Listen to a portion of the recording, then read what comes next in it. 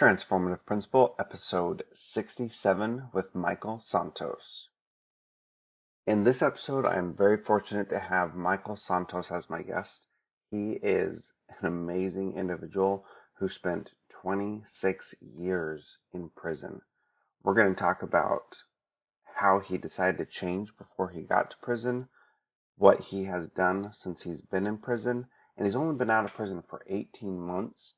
And you may think, why am I talking to an ex-felon on a podcast for principles? Well, here's the thing. Michael has now decided that he is going to create a podcast for those who are incarcerated to help them figure out how to change their lives for the better to get out of prison, or once they get out of prison. And you're going to love what he says. The implications for educators are just huge after talking to him. If you'd like to listen to his podcast, go to michaelsantos.com/podcast and you can see what he's doing there. It's pretty impressive. I hope you enjoy this.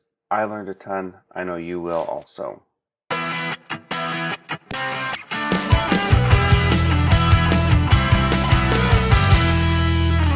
Welcome to the Transformative Principle podcast, Michael. I'm very happy to have you. Today I'm interviewing Michael Santos. And Michael, will you tell us just a brief history about who you are and what you're doing right now? Absolutely. First of all, I want to thank you and your audience for giving me this opportunity to contribute. I am currently in Newport Beach, California, but for the past, really, for a long time I was incarcerated.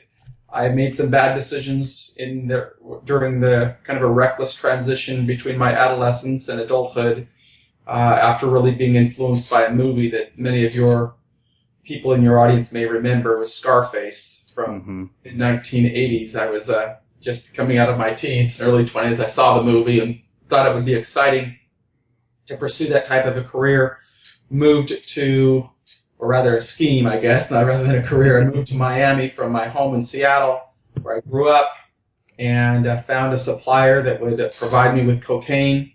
I coordinated a group of my friends from high school who were also kind of, kids that were just pursuing a fast life, fast, easy life, making bad decisions. And we began transporting that cocaine from Miami to our home in Seattle.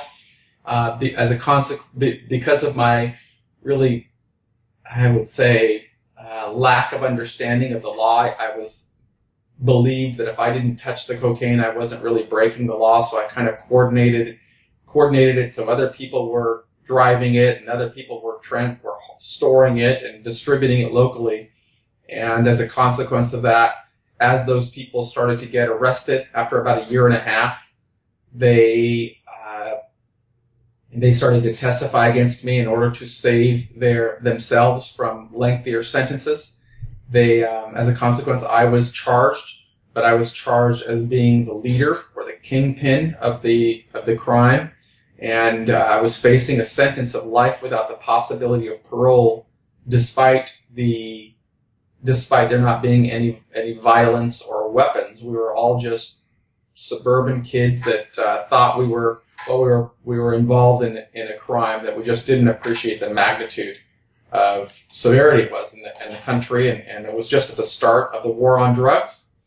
But at the time that authorities arrested me on August 11th, 1987, I wasn't ready to accept responsibility for the bad decisions that I had made, and I was more willing to listen to what my lawyer told me, and he was telling me that for the right amount of money I could win, and there was a big difference between an indictment and a conviction. And that was really all I wanted to hear. So I continued to make a series of bad decisions, pleading not guilty, taking the stand and perjuring myself on the stand. And the jury rightfully convicted me of every count. So I was facing this sentence of life without the possibility of parole, locked inside of a county jail, and really just questioning at that moment. It wasn't until after my conviction that I just recognized what horrific decisions that I had made, and I recognized this isn't what I want for my life. And it was at that moment that I just had this transformation, and I can tell you what it brought it along, or, I just want to serve your audience, so I've been speaking for a while. But that's basically what began my journey of 9,500 days in Bureau prisons. 9,500 days in prisons. That is a long time. That's 26 years, right? A little bit more than 26 years. That's correct.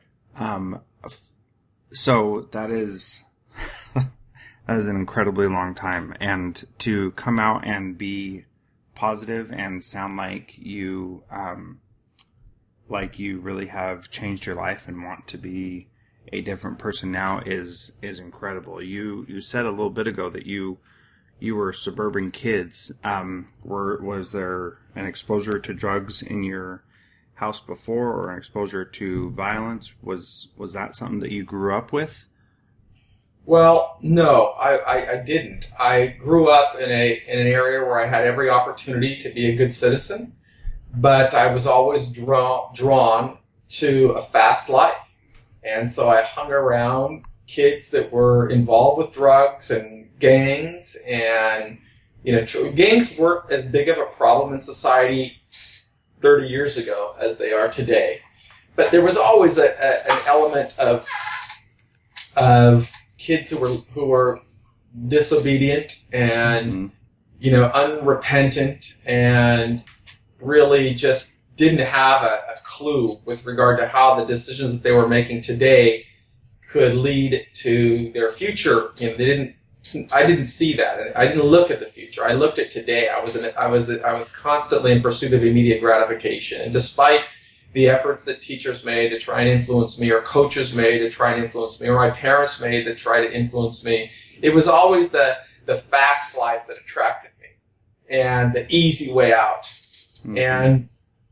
And so I made a series of bad decisions, and it was really just that movie that, because I wasn't even involved with drugs, it was just I saw this opportunity to drive fast cars and be with hot chicks and have spending cash, and I thought it just looked exciting to me, and I pursued it in a big way. I just made some inquiries, found out what the price of cocaine was, and found out what other people were paying, because I hung around this element of bad kids.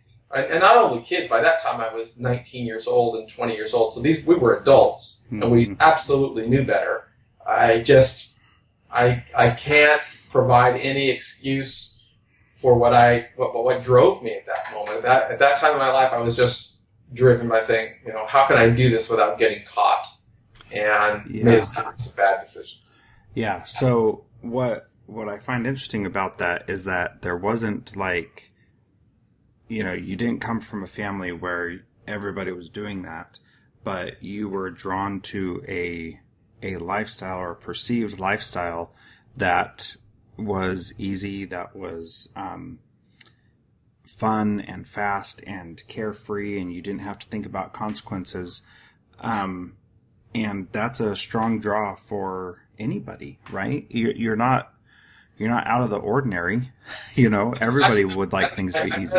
I meet people, and that's kind of I suppose that's a big question. I would not say that that's accurate. I mean, most people choose to be good citizens. Mm-hmm. Most people choose to say, I'm not driven by saying I'm going to be defined on the car that I drive, or the watch that I wear, or the clothes that I'm going to be defined by being a good citizen, by being a good person.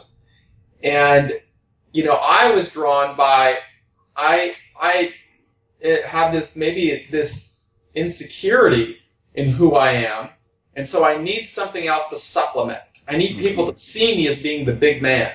And the big man is the guy who's driving a Porsche. The big man is the guy who's got $1,000 cash in his pocket and paying the bill for everybody.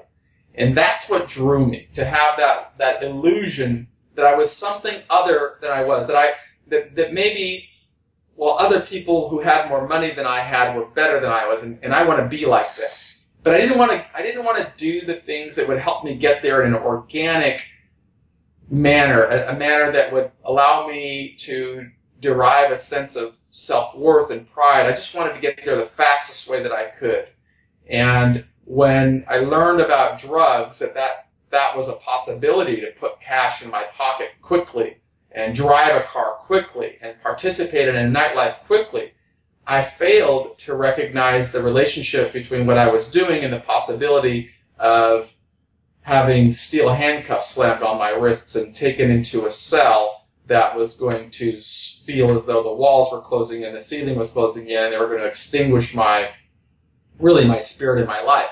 So it wasn't until I was actually prosecuted and I was sitting in a courtroom facing the sentence of life without the possibility of parole, and I'm looking over to my left and I see, well, people like you, I suppose, and people like your members of your audience, and they're dressed in a suit and tie, and I'm looking at them, and they weren't much older than I was at the time. I was 23, and they were probably 27, 28, the people who were prosecuting me, and I just said, God, what a bad decision I made.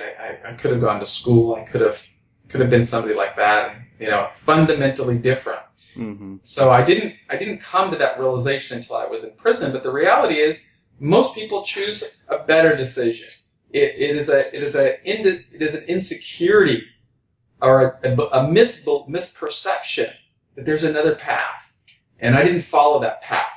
That path was open to me when I was inside of that jail cell and I had that transformation, and during that awkward phase of time, a couple of months between the day that I was convicted and the day that I was sentenced. Yeah. So talk about the transformation that you went through during that time, and what led you to make you want to change. Absolutely. So I'll remember it as clearly today as I did back then, and that would have been back in 1988.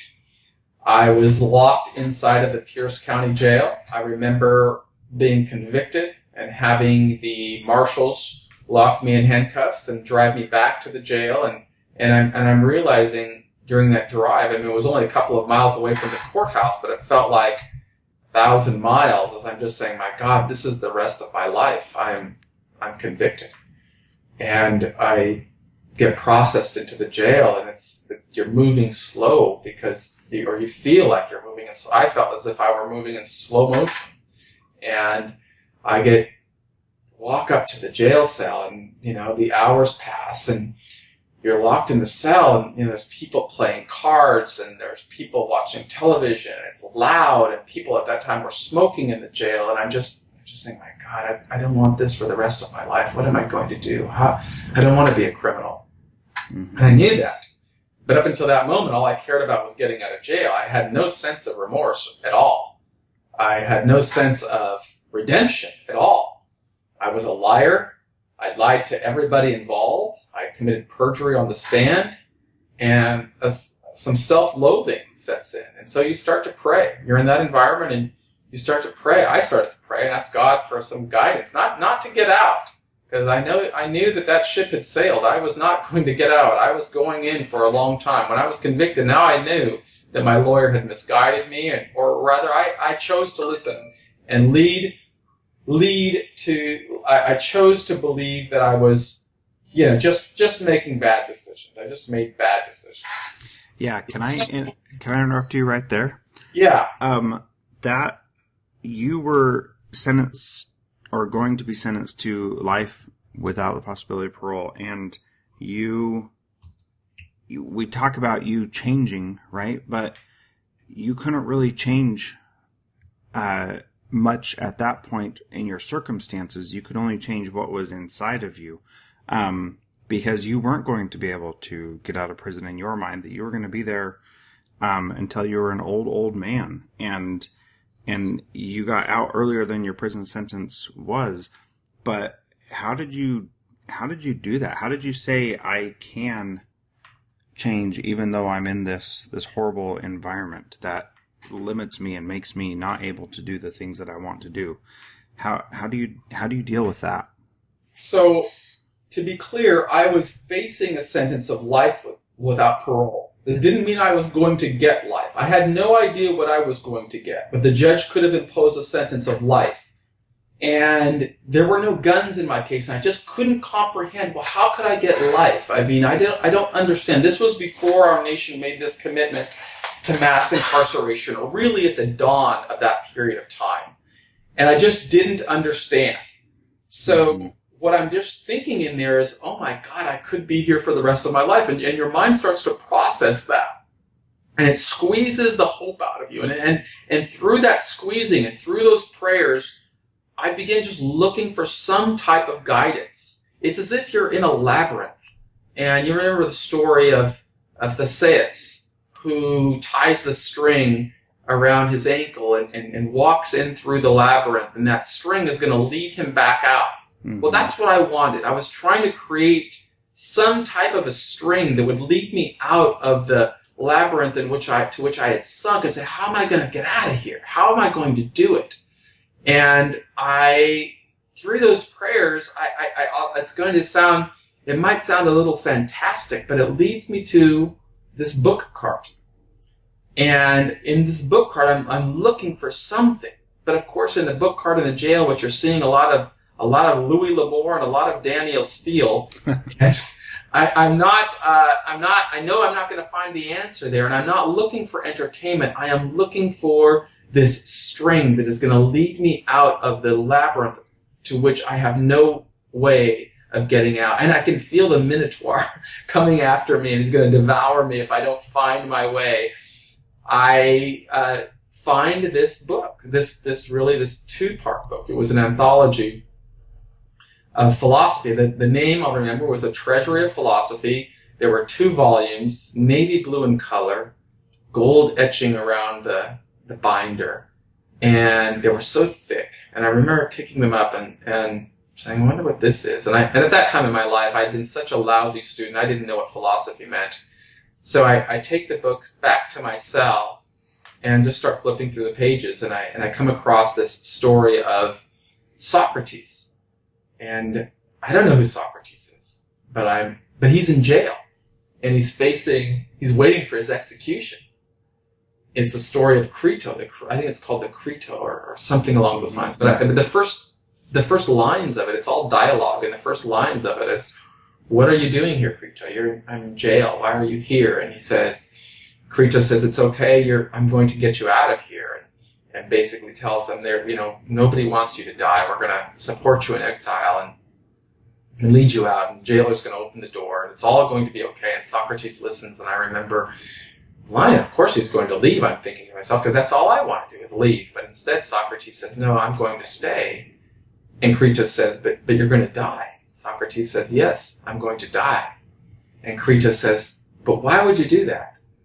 And Socrates says, well, we live in a democracy, and we have to take the good with the bad. And I don't agree with these laws for which I've been convicted. But I've taken all of the good. I've taken the clothing, the food, the education, the protection from foreign enemies, and so I have to take the bad. In a democracy, we have the right to work for change laws that we don't agree with, but we can't break laws. And because I broke the law, I prefer to serve this sentence with my dignity intact. And that had the transformative effect on me that exists to this day. I remember lying on that concrete rack and weaving my hands behind my head and just staring at the ceiling and thinking about, my God, what did I do? How am I going to do this? And thinking, what can I do? How can I serve this sentence with my dignity intact? How can I become one with America again? I don't know. I don't know where to turn for that answer. And so, in jail, it is the fundamental opposite of what educators do. Instead of inspiring hope and a path to a better life, our system of corrections is exquisitely designed to extinguish that hope and to tell an individual there is nothing you can do. Just wait for enough calendar pages to turn. But I wanted something more, and so I just began asking questions of myself because there was nobody else to talk to, and I'm in that cell, and I said, well, is there anything I can do? Anything that would cause the world to see me as something different from the bad decisions that I have made that got me here. And I come across, well, yeah, there probably is, but what is it? What could I do? And so I start projecting into the future. I start projecting into a time when I would come across an educator like Jethro Jones. And I think, well, is there anything I could do? What would Jethro Jones want me to do in the future? Someday I'm going to get out of here. I believe I'm going to get out of here. What would society expect of somebody who made the bad decisions I made when I was 20, 21? What would they expect of me? And I come across with this 3-pronged plan. And the first was, well, those people would expect me to educate myself. That's the first thing they would want me to do. And the second thing they would want me to do is to contribute to society in some kind of meaningful, measurable way. And the third would be if I could somehow build a support network of people who would believe in me. People I don't even know who they are right now. I've got to find a way to make them believe in me. Then my life might be different when I get out of here. And once I came up with that 3-pronged plan, I now had my string that would lead me out of the labyrinth, that would lead me out of the voracious appetite of the Minotaur and all of the demons inside I was living with. I said, this is going to be what's going to get me out. I'm going to find a way, and I don't know how, but I'm going to find a way to educate myself. I'm going to find a way to contribute to society, and I'm going to find a way to persuade at least some people to believe in me. And I don't even know who they are, and they don't know who I am. But I'm going to transcend these walls while I'm in this system, and I'm going to find people to believe in me. And that became my transformational moment, and it guided me through each of the 9,500 days that I served. It empowered me. It gave me a set level of energy and discipline through every day that I served. And it gave me the reason to avoid the volatility, avoid the negativity, to reject the criminal lifestyle, and to focus. Instead of running away from the criminal lifestyle, I was running toward the man that I wanted to become. Mm-hmm. Now, that 3-pronged plan is not just for a criminal serving time behind bars, but those are the things that we should all be focusing on. So those ideas to educate ourselves, contribute to society, and build a support network are things that everybody should be participating in to help themselves turn into the man or woman that they want to be later in life. And that's amazing. That's the challenge. If I could just interrupt you for a second, Jeff, that was the challenge. Had I received that message when I was a student, had I understood that, I would have had a fundamentally different perception. I lacked the ability to see that. I lacked the ability to see that was the path. And you are absolutely right. This is not a secret. Mm-hmm. But it's a secret that I didn't get, and that I suspect that many at-risk kids don't get. And so it's very important for us as American citizens who really want to build a better world to connect with every human being. Because every human being has the potential to become something great, to become a contributing citizen. Yet, some of us just don't get it. Yeah. I hope to help more people get it, and that's why I'm so honored for this opportunity to contribute to your program. Well, thank you so much. So you certainly did educate yourself. You received a bachelor's and a master's while in prison.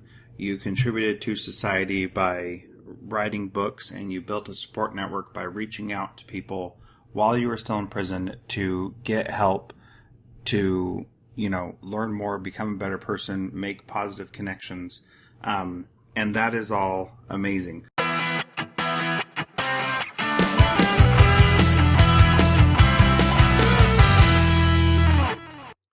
Thank you so much for downloading and listening to this podcast. Please subscribe in iTunes or Stitcher, and please feel free to give us a rating on Stitcher Radio or on iTunes so that we can help spread the word about how much we're learning in this podcast. Thank you so much for listening. You can find me on Twitter @JethroJones.